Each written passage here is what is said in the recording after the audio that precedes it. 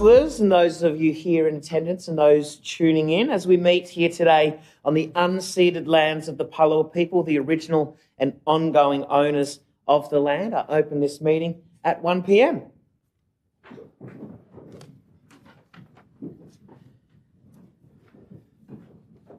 Thank you. Okay, we're all in attendance here today. With no apologies, so moving from agenda item number 1 to 2 with no marital acknowledgements. Number 3, declarations of interest.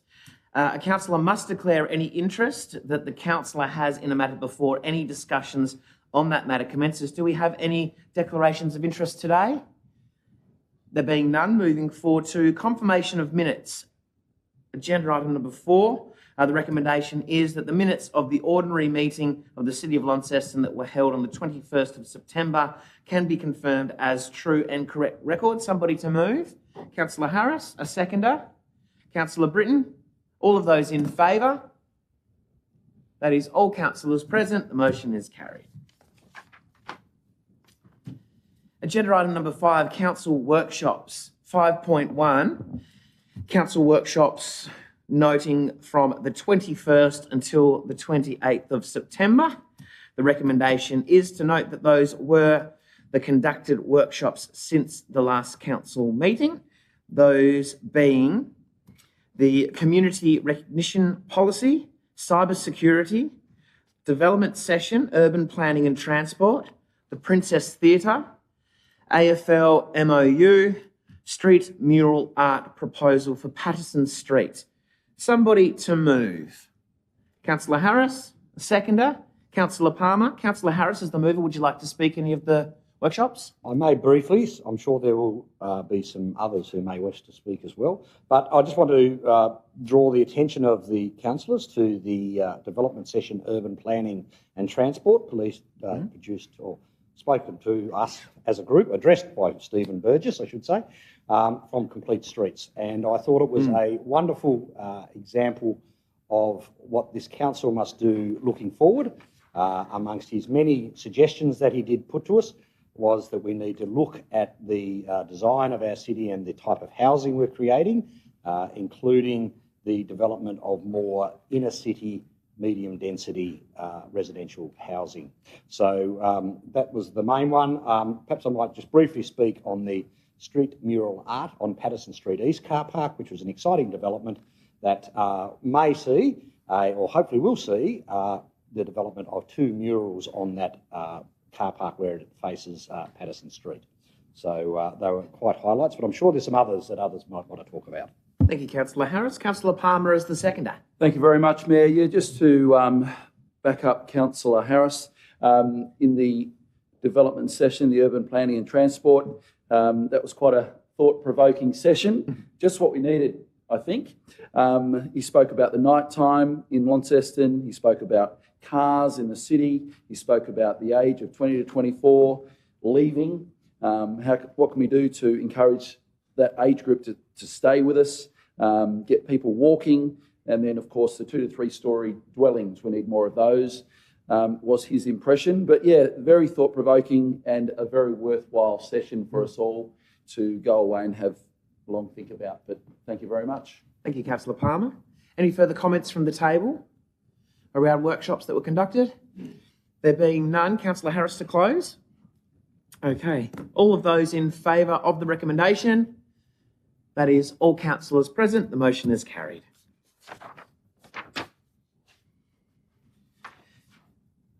Moving forward to agenda item number 6, we don't have any councillors' leave of absence application as a part of this agenda. So moving through to agenda item number 7, community reports. And we do have a community report here today at 7.1. Thank you very much, Ben Smith, for joining us today, the CEO of Basketball Tasmania. We'll just prepare you with a microphone, sir, and perhaps an elevation of the stand also. Thank you, Councillor Britton.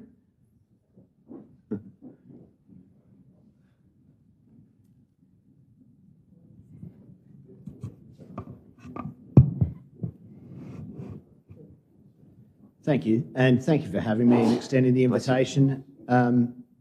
I noted with interest there, 18 to 24-year-olds leaving Launceston. I think a great way to keep them in Launceston is to provide great sporting facilities and great experiences to continue participating in sport. The other thing I would say is providing facilities that are within walking distance and spread out all over the city so that you don't necessarily need a car to be able to participate in sport. And I think one of the big challenges that basketball faces right now is we've got enormous demand and we're not able to service that demand. So I've got a handout there that I've just compiled a few bits and pieces of information that I've collected up from around the place. Of note, I think, is your own work that you've done with your Ross report over recent months/years, looking at the sort of greater Launceston region and the provision of community sporting facilities across the region. And that report itself recommends 17 more basketball courts in the region. And we think that should be an absolute priority on a whole lot of levels, but we're very keen to support council in any of those endeavours. It's probably worth me just highlighting as well our strategic plan. A snapshot of our strategic plan is the third slide in that deck that I've shown you. And three of the pillars are maximising access for people, developing our people, and growing participation are three of our 4 pillars of our strategic plan. And we can't drive or address those pillars of our strat plan without partnerships with local government, state government and federal government. So we really need the support of all levels of government if we're going to actually bring our strategic plan to life. I think the other thing I wanted to highlight, I know I've only got a limited amount of time here and hence why I've left some reading material for you to digest, is we don't see this as a drain on local and state government. We think it's actually an investment in your community and in our community, and that community facilities return $7 for every $1 invested. So it's actually a great way to improve all sorts of outcomes for the City of Launceston. It's worth highlighting Basketball Tasmania alone. We bring 8 different events over various weekends to Launceston each year. One of those events, the Midwinter Classic, which a few of you attended earlier this year, we bring around 1,300 athletes and their families to Launceston for the June long weekend. We think that's worth about $500,000 to the City of Launceston as an event and what it actually brings in terms of economic activity. We bring 8 of those a year to Launceston. If we had more courts, we would bring more players and more events. We could potentially bring national events. At the moment, we can't actually host any national basketball events in Tasmania because we don't have the infrastructure to support that. And the other thing I would highlight, and this is a situation that I'm new to basketball and I've only just come to understand this, is our basketball clubs don't actually have homes. They only exist on paper. If you think about the sporting clubs in Greater Launceston, you can go to a football club, you can see the history on the walls, you can see their honour boards, you can see their premiership flags. They are places in the community that build community. Basketball doesn't have that because we're always one user of a multi-user facility, whereas on the Northwest Coast, each of the towns on the Northwest Coast has a basketball club, and the best young players from Launceston continually move and play for their next level of basketball on the Northwest Coast because the clubs up there are far more sustainable as operating enterprises than what we have in Hobart and Launceston, where we basically build one facility and then push everyone into that facility. I don't think it's a great model. I'd much rather see more infrastructure in more places, but actual homes for basketball clubs. So unless there's any questions, I think that they're the main points I wanted to sort of highlight today, and I've left you with some further reading to digest there, and hopefully you can appreciate the challenge we have as a sport. We really want to give young Tasmanians a great opportunity to pursue the game to their full potential, but we are really hamstrung in our capacity to do that right now. Well, thank you, Ben, and thank you for your advocacy in this space and the work that you're doing, and we were privileged to come along and see just the multitude of people that were there for that particular weekend, and I hope that you are encouraged with this council's position on recreation and the master plan, even in the last months that we've been able to present around the heart and the passion for community, and in particular finding facilities for those to not have to go across town at 10 p.m. of an evening on a school night. So thank you very much. Appreciate it. Thank you. Okay, moving over to agenda item number 8, public question time. 8.1, public questions on notice. 8.1.1, we'll see public questions here from Mr. Baines around tree removal. There's a question around the Albert Hall development. and the Russell Plains Road and housing, with the answers there that have also been published in the agenda. So moving forward to agenda item 8.2, public questions without notice, noting that the rules and regulations are stated and available upon entry, and you may ask a total of 3 questions each. Mr. Baines. Thank you, Mr. Mayor.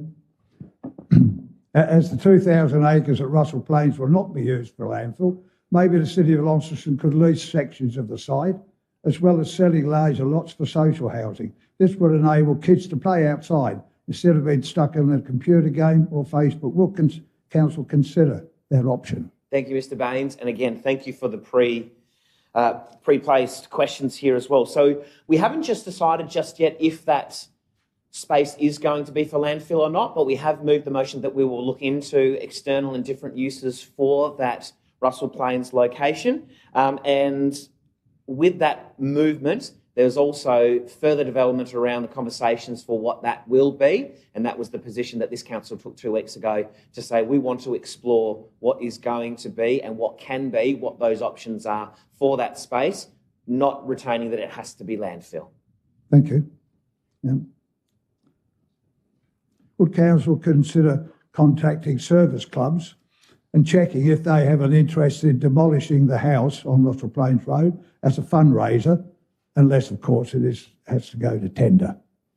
Thank you, Mr. Baines. With this conversation, I can assure you that there has been multiple conversations that have been had already with providers like the Tasmanian Fire Service, who have looked at the space for some potential training that they could use whilst the house in its current position. So this is something that the council is open to and is taking expressions through various channels that people have reached out to us, just like you are right now, as to what can be used. And I'll note as well, question that might be in the back of your mind also around how some of that material can be repurposed and given new life in other elements and windows and so forth too. Thank you. Thank you. When a question arises about community land, will Council ask for consultation from the community in an open and transparent discussion? Yep, so we have multiple platforms on our online, on social media, when we come through flyers and physical print around activations like Together Tomorrow, where we do have significant community input. And as going back to your question number 1 around what potential uses are, there will be extensive communication with our community around what any of our council functions we're seeing at the moment with the expressions of interest with Frederick Street.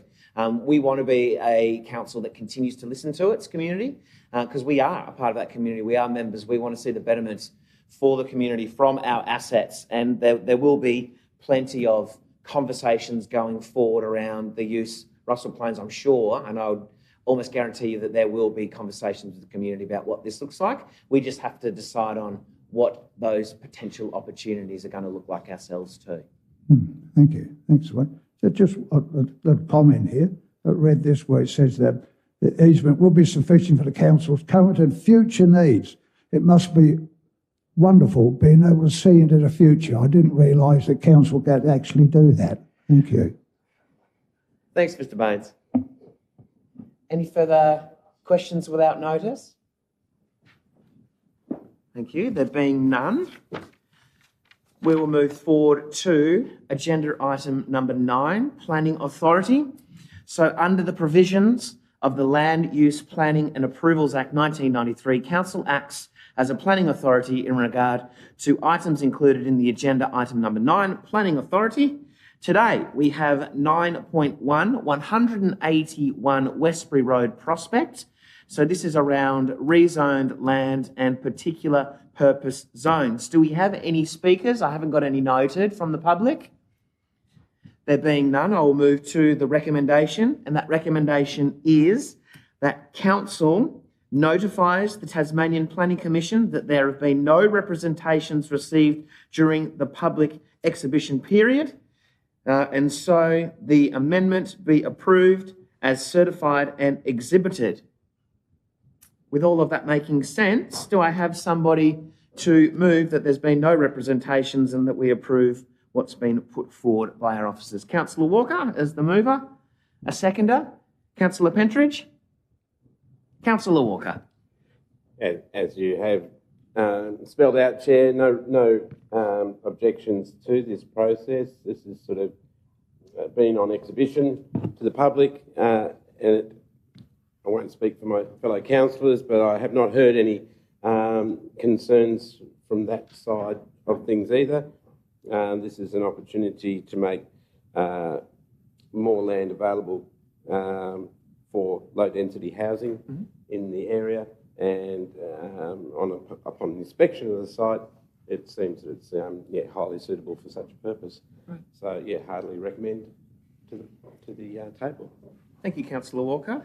Noting that the seconder, Councillor Pentridge, has just popped out for a second at 11:16, reserving his right to speak. Do we have any other speakers from the table?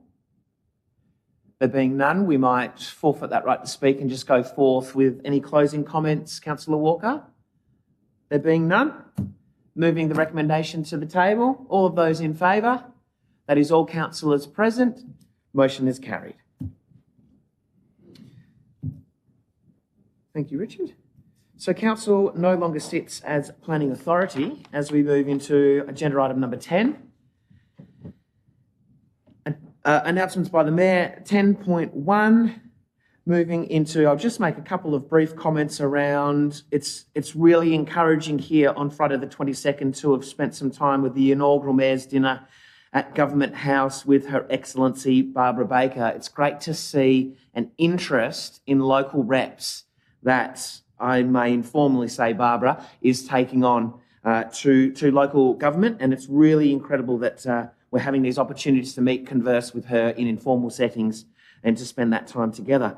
A quick little chat that some of the councillors may very well want to speak on, the advocacy trip that we took on Monday and Tuesday, 25th and 26th of September to regional Victoria to meet with the Shepparton Art Museum and the Councillor Deputy Mayor and CEO and the GMHBA Geelong Deakin Warren Ponds campus, how we viewed their performance centres and how they are using models that we very well could take some learnings from on how to do well, and also on maybe in some cases how not to do, which is as important a conversation as to take from their learning. So that was a really great initiative, and I thought that was a very well worth time spent over in regional Victoria.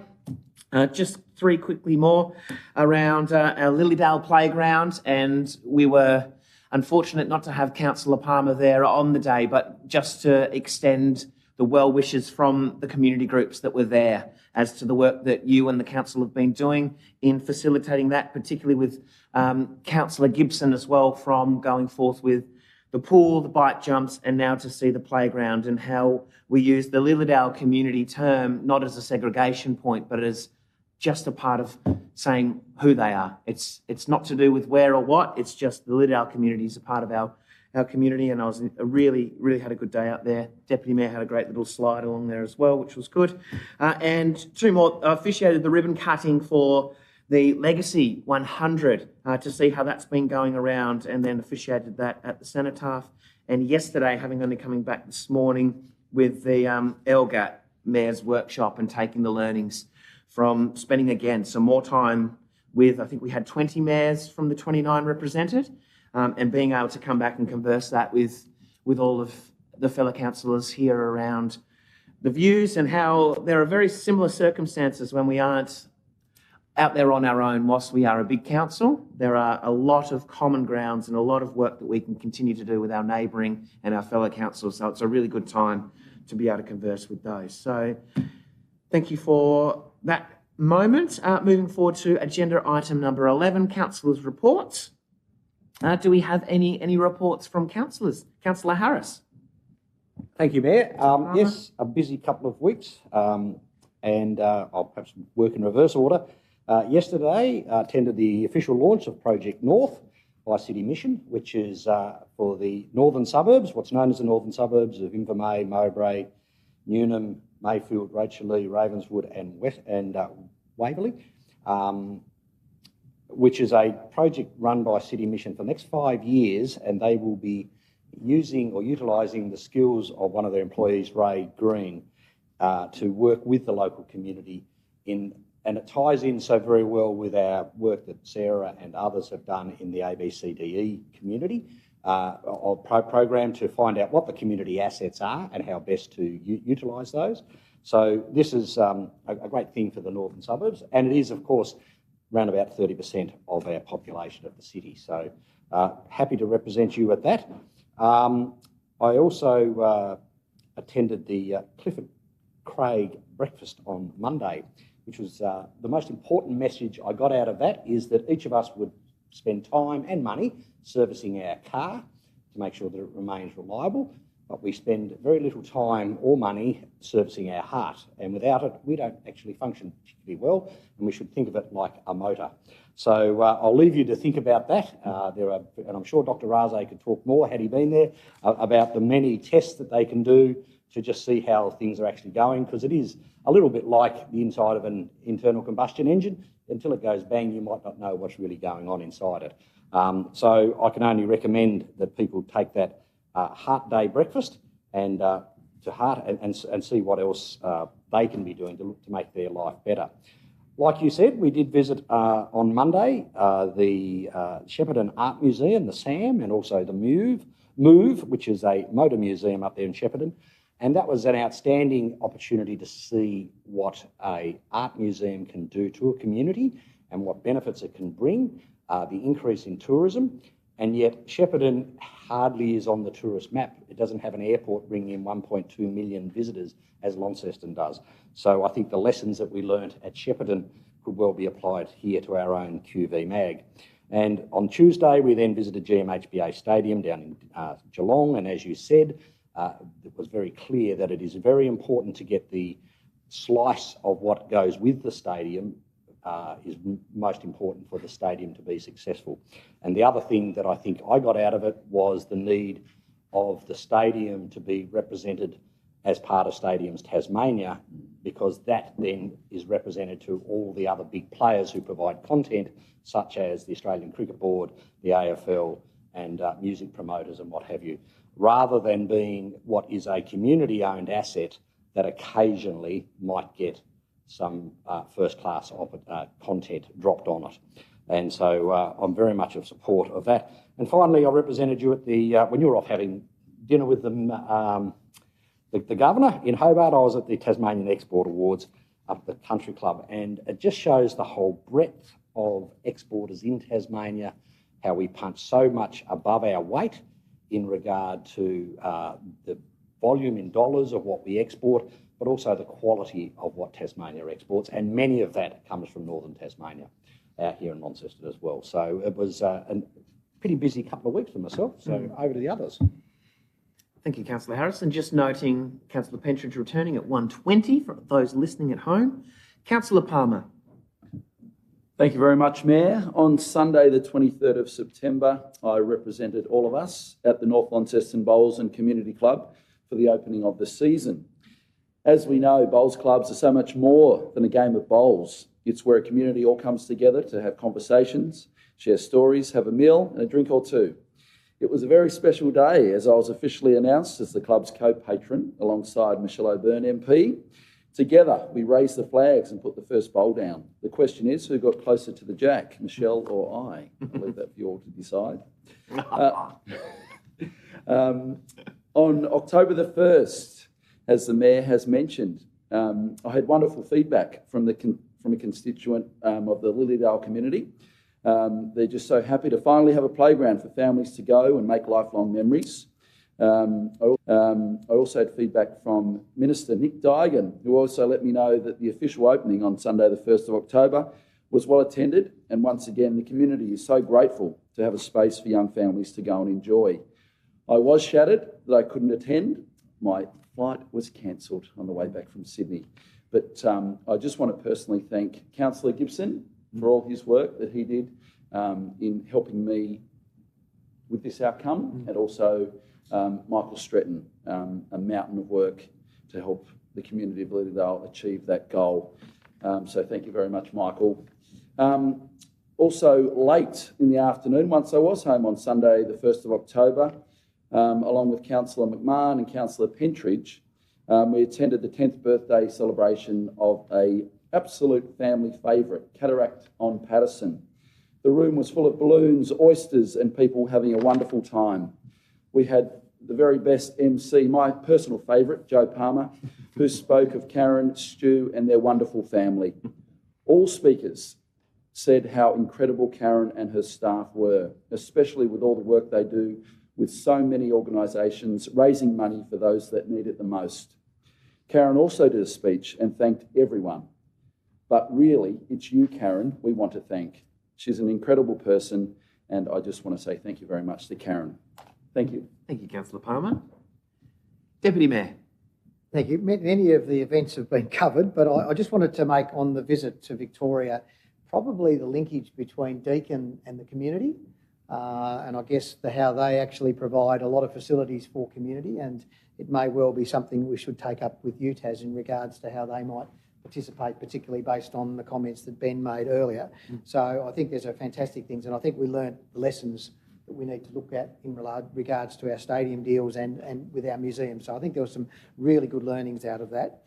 And just with the Clifford Craig, I was also there with Warwick Bishop, and it's all about heart CTs. And for any of you who are members of St Luke's Health, our wonderful organisation, it's not funded by Medicare Heart CT, but I think if you're a member of St Luke's, you may well want to talk to them about potentially getting a CT scan, because I think they're helping fund that in their quest to be preventative medicine providers, or not providers, or certainly supporters in regards to what they do in the community. So I think really, really good messaging coming out of that.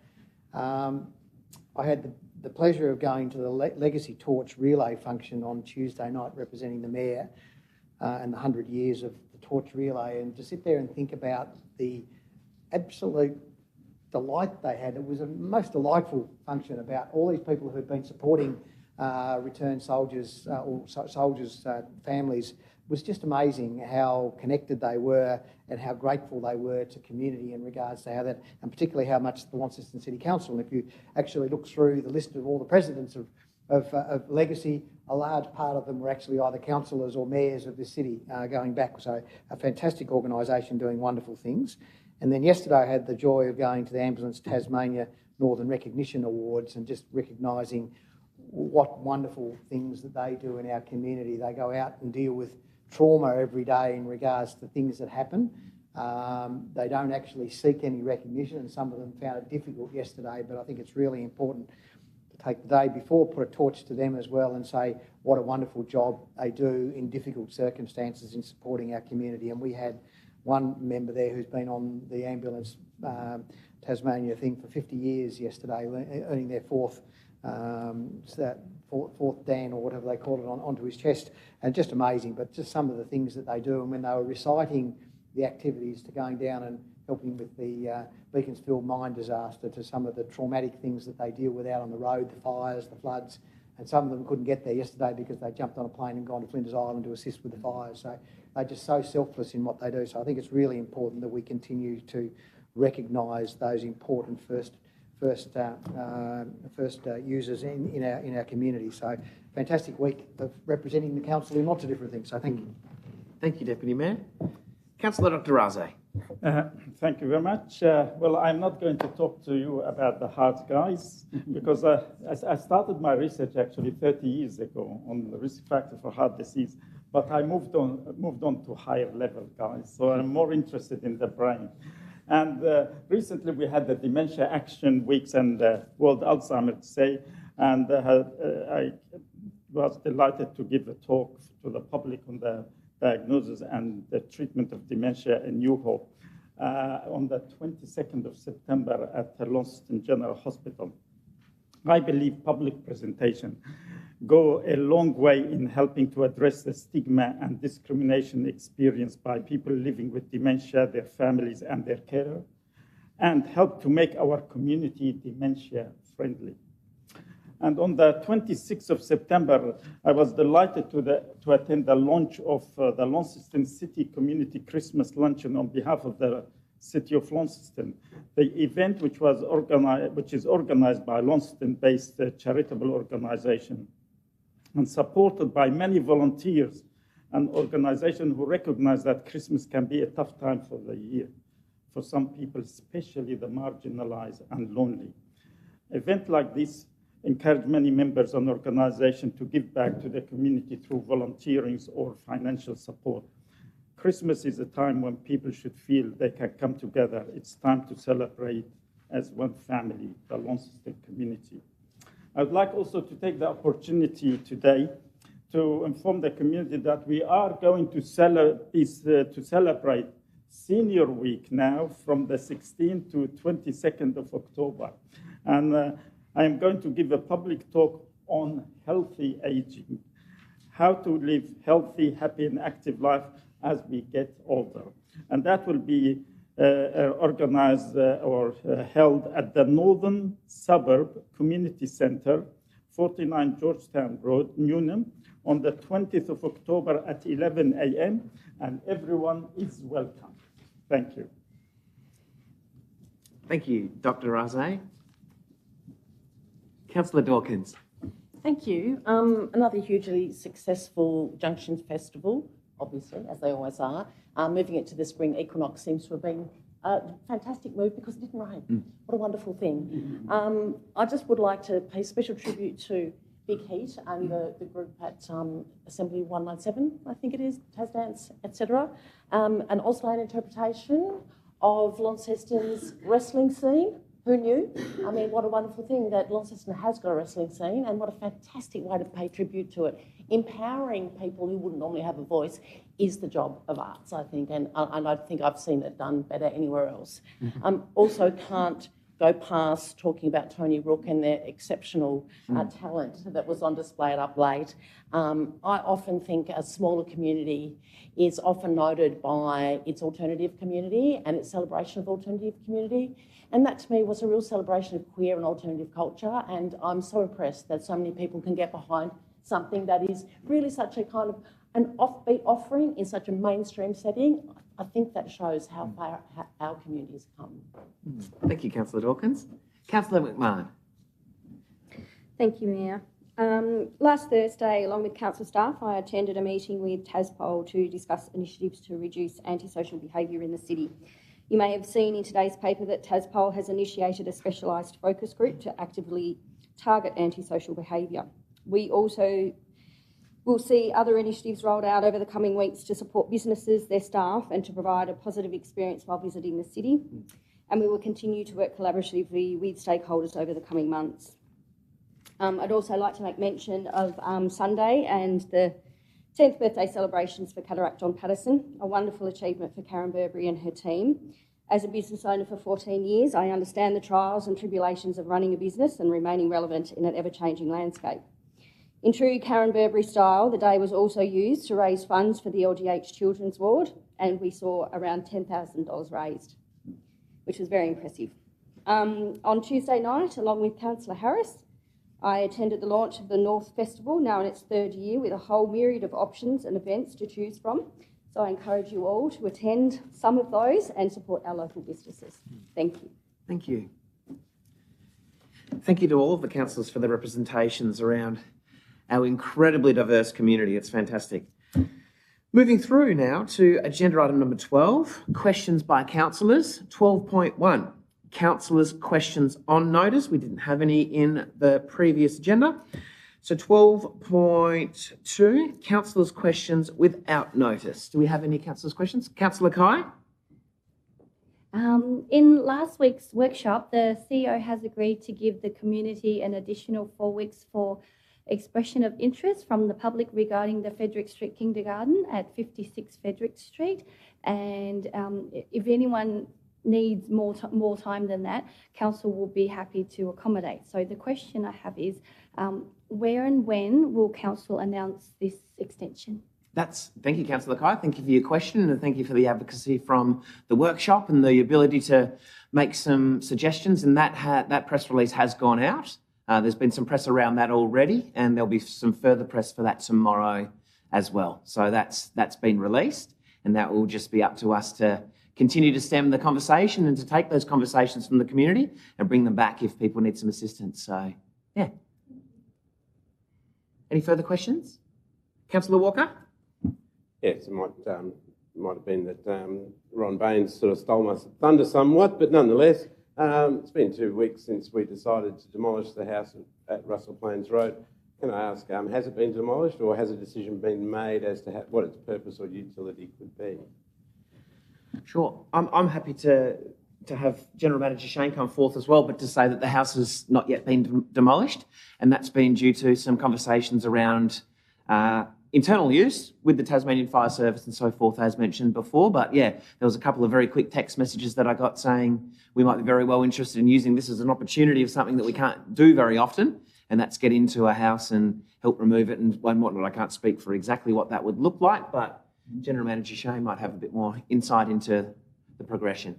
So it hasn't been demolished yet. It's still half standing. So yeah, we have been in discussions with Tasfire as they have an interest to use it as an exercise. So we should resolve that in the next few days. If that's unresolved, then we'll move to demolish the house. And further question, if I may, presuming when that does take place and there's no longer a dwelling there, what steps immediately will be taken by council to secure the property, noting that now there certainly won't be anyone living there, and that we've had issues in the past previously? Do we have any steps that we will be taking in the immediate future? We're not planning on taking any further steps in terms of how the site's currently secured. Any further questions? Thank you. Thank you, General Manager Shane.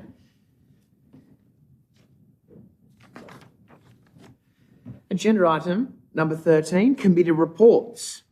13.1, we do have the Heritage Advisory Committee meeting, which was held on the 30th of August. The recommendation is that council receives the report that was held on that date. We don't have anybody to speak from the public around that one, so do I have somebody to move? Councillor Kai? A seconder? Councillor Pentridge. Councillor Kai is the mover. In the report for the Launceston Heritage Advisory Committee meeting held on the 30th of August, there are many significant matters that was dealt with. I wish to mention just a few of these. We farewelled another one of our community representative, Dr. John Forge, who is moving interstate. There were more conversations requesting that the Heritage Committee asked Council to extend its bursary policy to include heritage tradespeople, and discussion and considerations to appoint council architect to planning. I would like to bring to everyone's attention that the Heritage Advisory Committee has begun its 10th year of the Heritage Snap photo competition. This year, the Heritage Snap Award is based around the theme Heritage Places We Value in Our Community. This competition is open to all young people in northern Tasmania. There are 3 $500 prizes for 3 age categories: 6 to 9 years, 10 to 13 years, 14 to 17 years. Entries are now open and you have until Sunday the 15th of October to get them in. So to everyone listening, please share this news. There are 10 days to snap a photo, so click those cameras, a fun holiday activity. Thank you. Thank you, Councillor Kai. Councillor Pentridge is the seconder. I can just confirm what Susie said, but there is other issues which I won't go into, but I wish everyone, I'd like to think that our colleagues here consider, there's a lot of little bits and pieces. I've had some involvement with some older houses being restored, a lot of things that would be considered common sense. We just don't have that experience anymore because the older people have left or are leaving, because of age. There's a lot of little things. It's getting very difficult to even repair older buildings because no one's got an idea where to start. So I hope that with the bursary and the opportunity, and that has been passed on to the Building Association people about trying to get together. No one at this stage has, but if anyone can encourage them a bit to get on board, or we'll lose another interest strip that we can't afford to lose. Thank you. Thank you, Councillor Pentridge. Any other further comments to the report? There being none, Susie, anything to close as the mover? Excellent. Okay. Putting the recommendation or the motion to the vote now. All of those in favour? That is all councillors present. Motion is carried. Agenda item 13.2, the Tender Review Committee meeting of the 21st. The recommendation for this one is that Council notes the decision of the Tender Review Committee to accept the tender submitted by Crossroads Civil Contracting around the pavement rehabilitation on Alma Street. Do I have somebody to move the recommendation? Deputy Mayor? A seconder? Councillor Harris? Deputy Mayor. I think it's all there for everybody to read, but I think the heartening aspect is that we're actually getting some good tenders in now.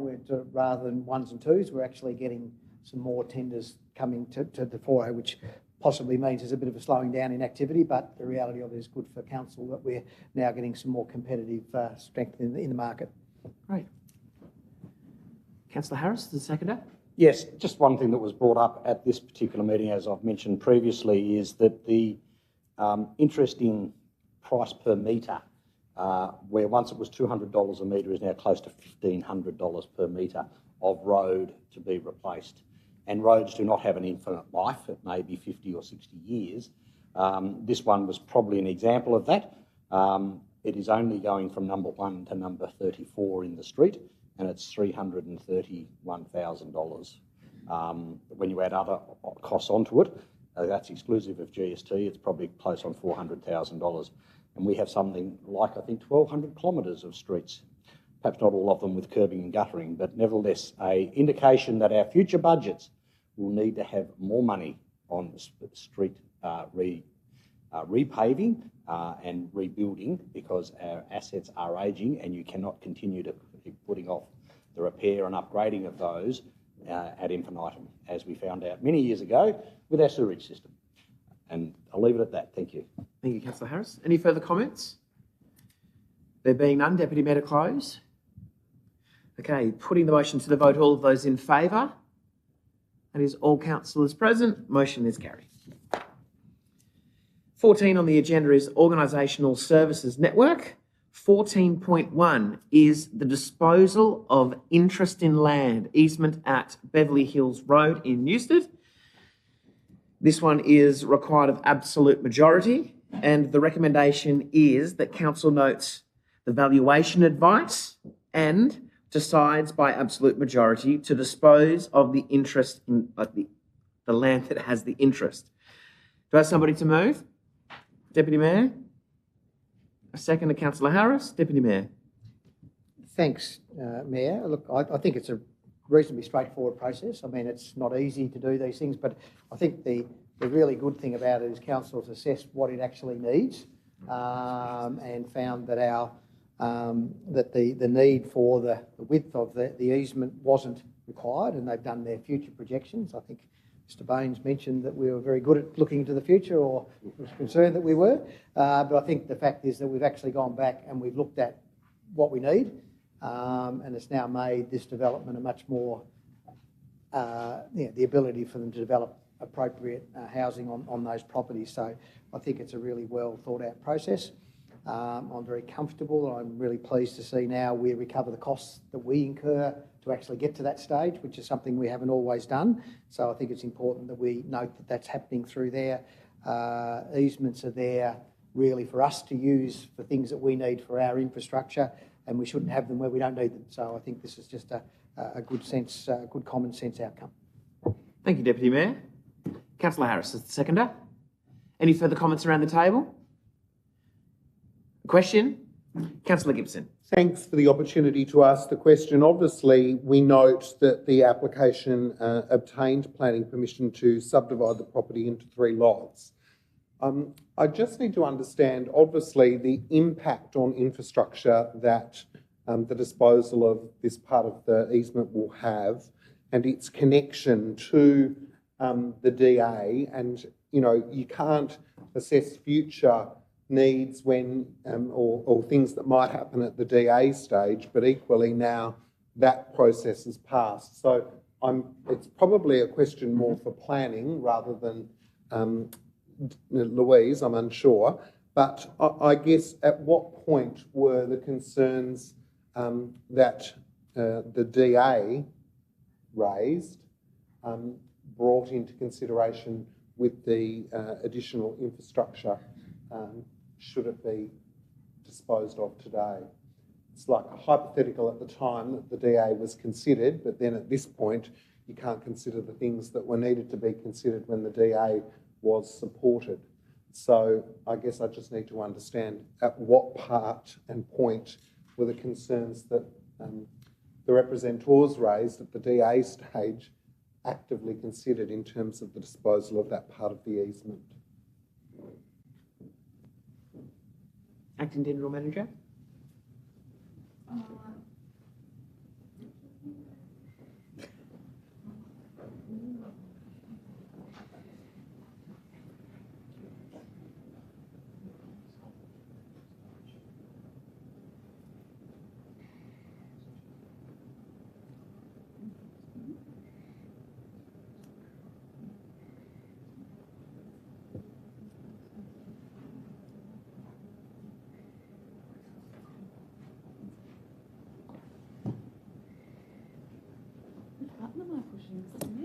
Yeah.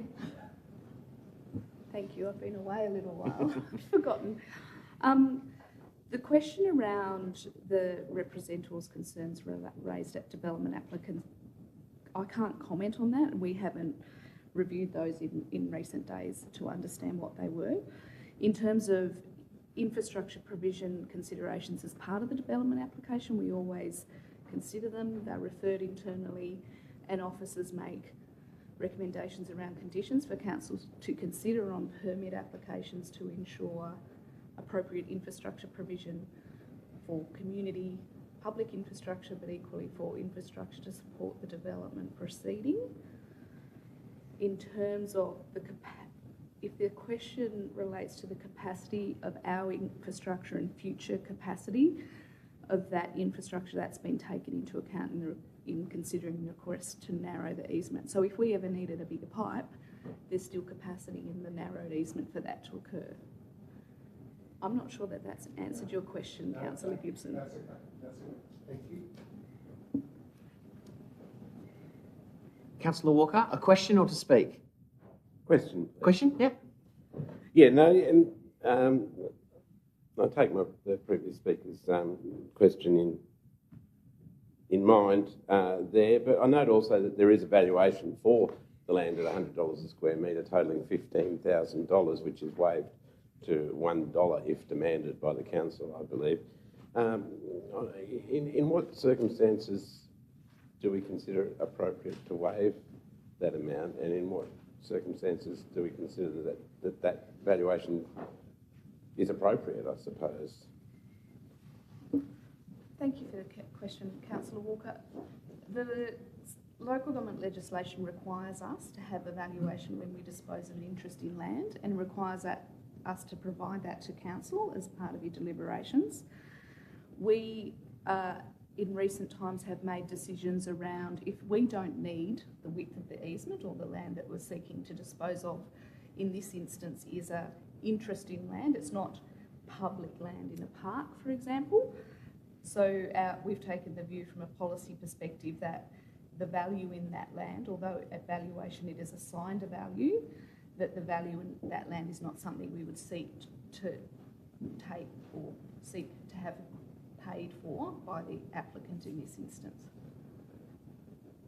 To speak, if I may. Chair. Councillor Walker, to speak? Yeah, and look, I'm fully supportive of this. I had my concerns when there's a subdivision. It's an area that does contribute to potential flash flooding and things like that. The 4 metre easement that's going to be retained would seem more than ample, as has been described in the report. It will obviously, add more potential housing stock to Launceston, and it is an extremely large block, so it can accommodate these subdivisions. And I suppose we await to see what plans come forth as far as development of the site goes. Thank you. Thank you, Councillor Walker. Any further questions? Comments from the floor before I throw back to Deputy Mayor to close? No? Deputy Mayor? Yeah, thanks. Some interesting comments made there, and certainly in regard to the land value, or we dealt with this in another matter, I think on St Leonard's Road from memory. I think it might even be in the report. And the thing was for us to not profit from land that we actually only took because we needed it. And that was the reasons why we decided not to charge anything for that land. The person may or may not have bought it with the easement on there and got a benefit by purchasing it cheaper because of that. But their skills and wherewithal has gone to get the easement lifted. So I think it was really more about council not profiting from the fact that we didn't actually need the easement in the first place. It was the basis on which we made the decision previously, and I'm comfortable with that in this situation. Also comfortable, and one thing I didn't neglect to mention was the fact getting access to the easement, and that's well covered in the report as well, that we can actually get in there. And I think there were some restrictions in regards to the building envelope, in regards to how close it could be, or in relation to the easement as well when it's restricted. So I think all those matters have been well covered. Just look forward to a good development that the neighbours are all happy with. Thank you, Deputy Mayor. Putting the motion to the vote, all of those in favour? That is all councillors present. Motion is carried. Okay. 14.2 on the agenda is a Section 75CA agreement for the preposterous over a footpath at 56 to 61 Frederick Street here in Lonnie. So we don't have any speakers to this. Moving forward to the recommendation. So let me get there first before you move. The recommendation is to approve a request from the owner at 59 to 61 Frederick Street, Launceston, that council makes the extension of the building facade to remain over a footpath so long as the building remains. Somebody to move. The recommendation is Councillor Harris, seconded by Deputy Mayor. Councillor Harris. Thank you. I guess this is another one of those common sense decisions. House built in, or two houses built in 1860, when measuring of land was probably a slightly less exact science than it is now. And because the owner of the property wished to subdivide the back of it, a proper, more accurate survey has revealed that in fact his spouting hangs over our property by a matter of 11 centimetres at one end and 0 at the other. So it is a triangular piece of area that is 2.4 metres or more than 8 foot in the air. So it probably offers no safety risk to anybody, and it is simply enables him to then pursue the subdivision of the back of his property. So I think this is a vote for common sense over anything else. I'll leave it at that. Thank you. Thank you, Councillor Harris. Deputy Mayor. I was thinking South East Drive when I read this, but pleasing to see that because it's 2.1 metres above the road, it's actually excluded. So I'm very happy for us to support. Thank you, Deputy Mayor. Further comments from the table? There being none, Councillor Harris to close. Okay, all of those in favour? That is all councillors present. The motion is carried. 14.3 on the agenda is 23-24 budget amendments. The recommendation is a requirement by absolute majority for council to approve changes to the 23-24 statutory estimates. Somebody to move. Deputy Mayor, a seconder. Councillor Britton, Deputy Mayor. I think this is just acknowledging in the budget in relation to a decision we've already made in regards to the extension to the Albert Hall and the extra cost associated therewith. Thank you, Deputy Mayor. As the seconder, Councillor Britton. Any other comments from the table? Councillor Walker. Just a question, if I may. So Question? this Yep. Is budget amendments to meet our obligations that this council has already agreed to, and to fund the additional amount of $5.635 million, which is required. The question is there a more detailed analysis of, I mean, we can say that this money is coming out of consolidated revenue, I suppose, but does this have operational impacts in other areas for the council in this financial year?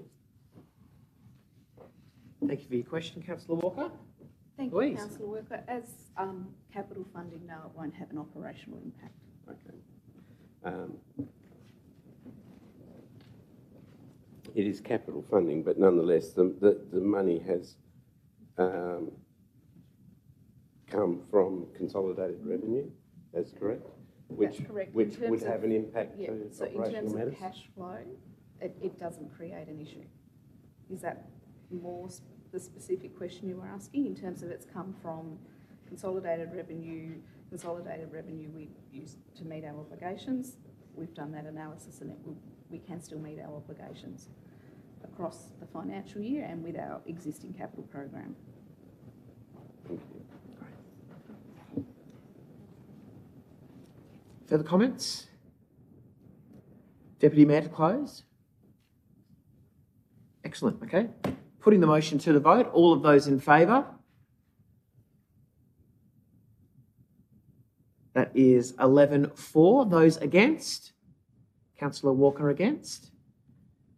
11-1. The motion is carried. Okay.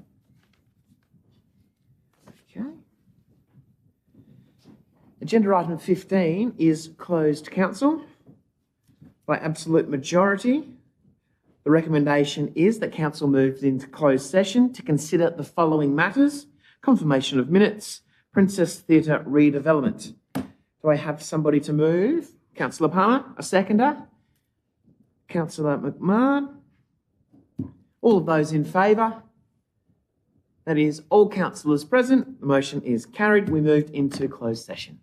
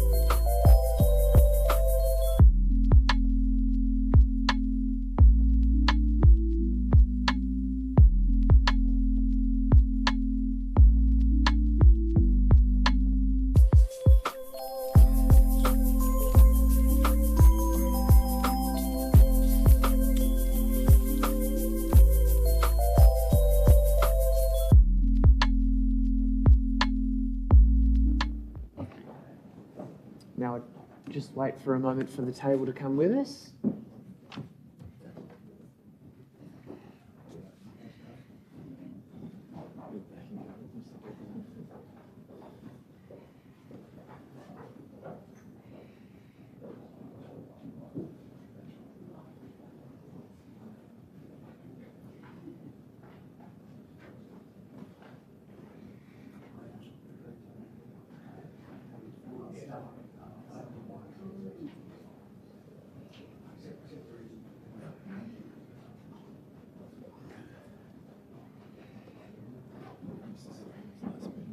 Oh, it's kept it real quiet, though. Kept it real quiet. Is it on the screen?